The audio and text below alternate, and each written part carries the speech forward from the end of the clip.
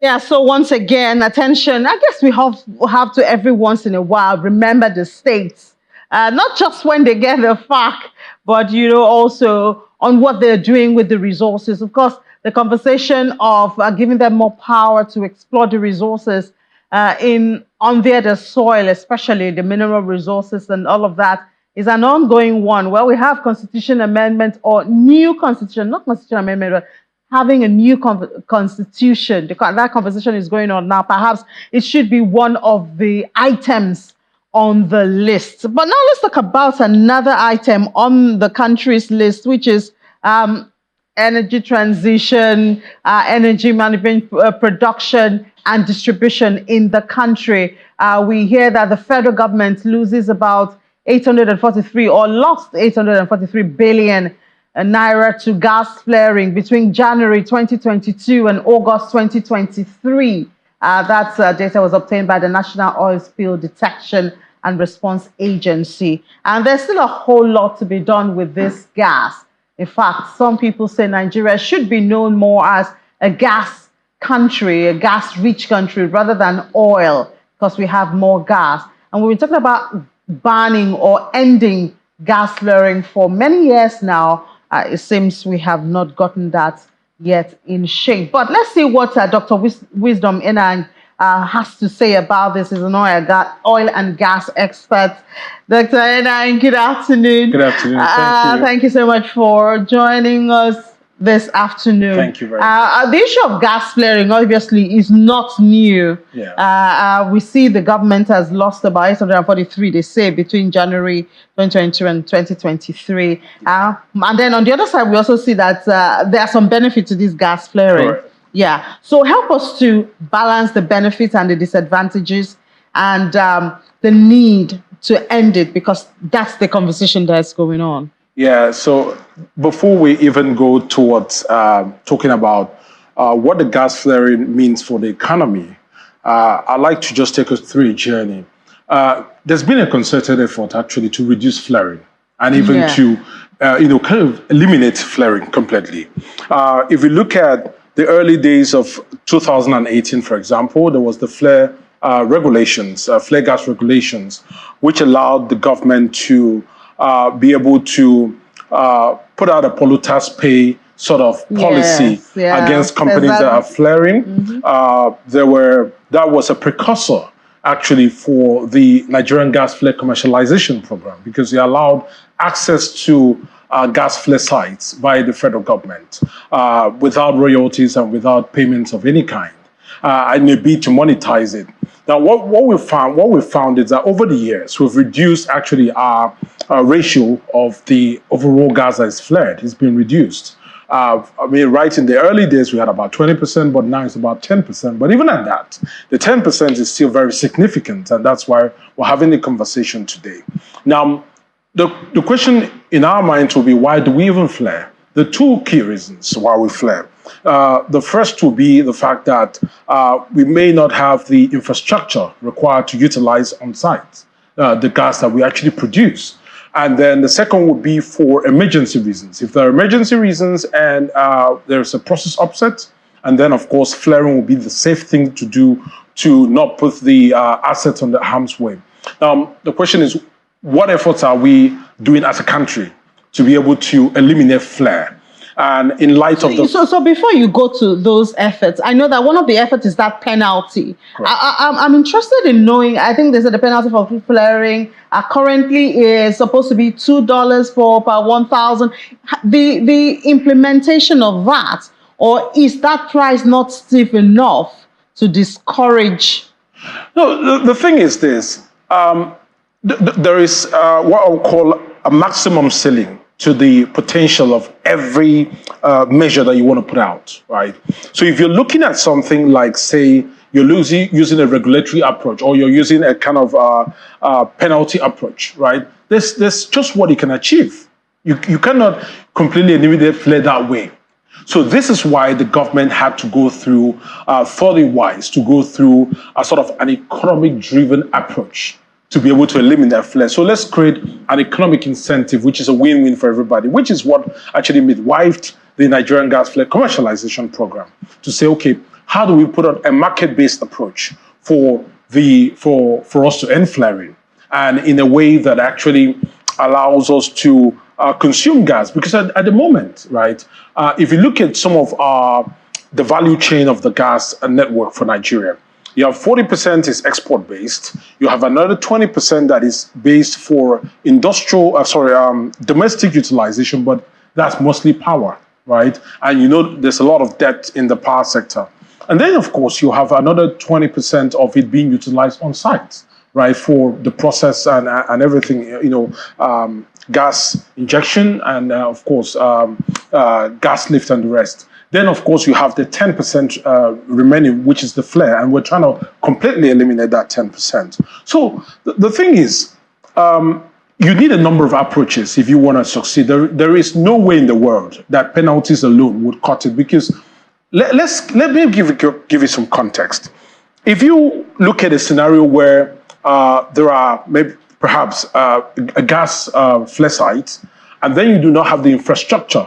You've maximized the potential of using at that particular site, and then you don't have the infrastructure to put that flare site. Either one, you don't have the infrastructure to take it to commingle them and then make them commercial quantities that you can then begin to utilize at the domestic level, of course. And then, or you do not have the right constituents that you need to make money, because when you're looking at the economics, you then look at what are the constituents of the gas? Are you having dry gas? Are you having wet gas? And then what is your monetization strategy? And that would inform the monetization strategy, and the volume of gas will inform the bankability of the project that you're about to do, and how long it's going to take you to make money, and how long you're going to be making money for. Some of those sites, you find out that, okay, despite everything that you put together, it's not still giving you that commercial incentive to go out and explore it. And that sometimes flaring still has to go on. But what we're saying is that flaring has to go on only if it has to go on. That, tackling flaring will mean we're bringing it to a point where it's very minimum. It's not something that is everyday thing that is happening. It's only if you must flare and there are bases for it. And of course, then the penalty applies. But you know that your benefits of flaring at that point completely outweighs and something more than the penalties. Yeah. So we know that recently Nigeria signed an MOU, a deal with a Chinese firm and they suppose it's a $1 billion agreement to fund and develop gas flaring solutions for Nigeria. Yeah. And sometimes we just hear these things. What would be this solution? What would it look like? Would it go to sites? Would it be a pipeline? Help us who are not in the sector to understand. Yeah, so I don't have specifics about that particular deal, but what I would like to say is when the Nigerian gas flare commercialization was rolled out at the time where I read about it and sort of appreciated what was going on, the gas flare commercialization program intended to take these flare sites and create projects. So you allow investors to come in and then pitch whatever projects that they felt was going to be best for each site. And then I think as I hear right now, 49 flare sites have been awarded to about 42 companies. And so what the flexibility there allows each company to come in and build a solution. So if you're asking what are the possible solutions? Correct. Exactly. The solution could be perhaps you could have a petrochemical company. You could have maybe a fertilizer company. You could have a CNG company that building. You could also have power solutions. So those are the number of solutions. You could have an LNG depending on mini LNG depending on how big it is. But for most of the domestic use, the CNG is going to top the chart because, that's going to allow you to be able to take gas. Essentially, right, there are zones that are already, kind of developed and they're looking for gas to build on further.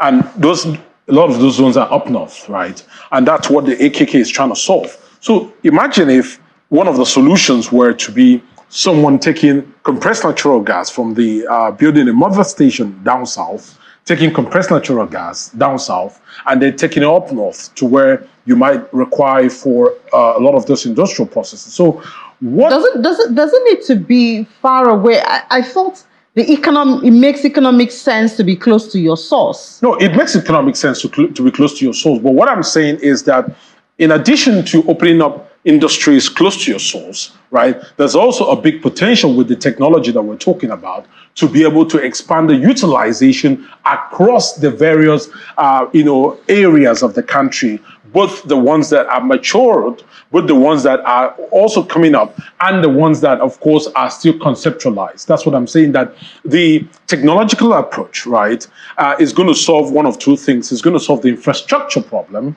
It's also going to open up it's going to stimulate the market, essentially. And that's basically, that was the basis of the Nigerian gas flare commercialization. So building on that, I think there are a number of technological options that have been explored. I don't know which one the company is exploring, but I know for definite that the CNG fertilizer plants, those are some of the options that we are going to see over the course of the next few months. Remember, sequel to the award of the Nigerian gas commercialization flare sites, we're going to see a lot of technological rollout because these companies have come in, the bid, and Nigeria has accepted that, okay, you can go on and deploy. So we're going to see a lot of that. And there's going to be a lot of complementary efforts because you find out that on one end, someone is going to be doing, CNG, for example, and on the other end, someone is going to be setting up maybe a urea plant, and someone is going to be supplying that gas. So I think I see a lot of synergy happen, and I think the Nigerian Upstream Petroleum Regulatory Commission are going to be looking at harmonizing some of those bidders to make sure that we can leverage on economies of scale and to make sure that we can optimize on our execution. So, we can have a maximized benefit for the Nigerian economy. The only thing is we don't have timelines to this thing. So, Nigerians just wait and hope to see the spillover of these promises and ideas and MOUs and deals. $1 billion for it. This is just one of it. Well, so we don't have timelines, but I can say we have body language. Yeah, I can say we have body language, and for reasons, right? Because I think you've also heard of the new executive orders by the president, right? And essentially, the oil and gas reforms, right? Mm-hmm. Essentially putting out a body language, right? Saying we're ready for business, and I think that should resonate across the entire, ministries and agencies of the government to say, look, whatever we want to do, we need to put it out fast. We've spent 6 years already waiting for the award of the Nigerian gas commercialization program license. We had a year of gas once. Yeah, we did, but everything is building up, right? We had a year of gas, and then we had COVID. We had a year of gas, and then we had COVID. Okay, so COVID cut it off, and then we forgot the year of gas. No, we didn't forget. Okay. It metamorphosed into the decade of gas. Yeah. There was a decade of gas. And then after that... But even the decade of gas was supposed to end when? No, it's not ending. The decade is 10 years. 10 years. Yes. Yeah. So there's an end to it. No, there is an end, but it hasn't ended yet. but essentially what I'm saying is, better late than never, right? We all know the Nigerian story that our gas value chain was predominantly developed for exports, right? And it is in recent times that we're having the concerted efforts to actually go out there and develop our gas resources and consume it as well as we're developing. One interesting thing is that all of this that we're talking about is still non-associated gas, right? And it's interesting because I think what the presidential initiative is trying to do is to complement that and say, okay, we have already put out programs to allow us make economic recovery from our non-associated gas fields. However, we are at the point where we need to start talking about the associated gas because, we're the non-associated gas, but now we need to start talking about the non-associated gas, which is you going out to develop gas fields, and which is where we're seeing that complementary effort. So I think, although we are coming late to the party, I like to say, compared to other countries, but better late than never.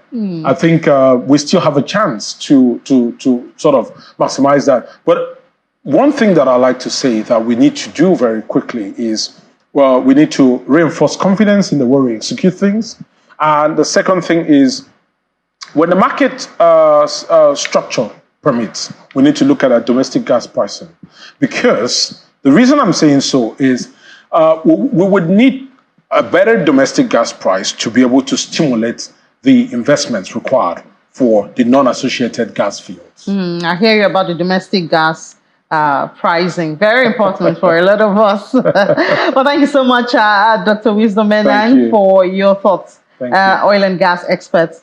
Thank you for your time. Thank you very much. Let's take a break. When we come back, Business Incorporated continues with the markets. To stay with us.